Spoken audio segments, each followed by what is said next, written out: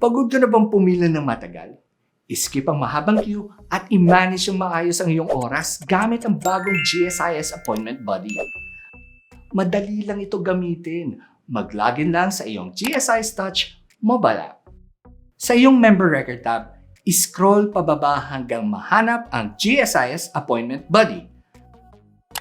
Lalabas ang Book an Appointment. I-tap lang ang Get Started. Automatic kang i-redirect nito sa GSIS Appointment Buddy system. Step 1. Dahil gamit mo ang GSIS Touch, automatic nang lalabas ang iyong name at contact info.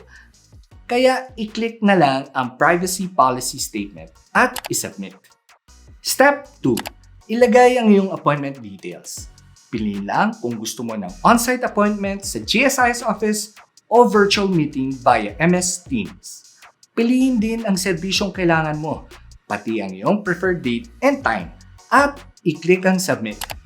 I-confirm ang iyong details kung kailangan mong baguhin ng date, time o serbisyo, i-click lang ang back para ma-edit ang iyong impormasyon. Kapag sigurado ka na sa mga detalye, i-click ang book appointment. Sa ilang sandali lamang, lalabas na ang iyong queue ticket kasama ang reference code. Ang parehong impormasyon ay ipapadala rin sa iyong registered mobile number and email address.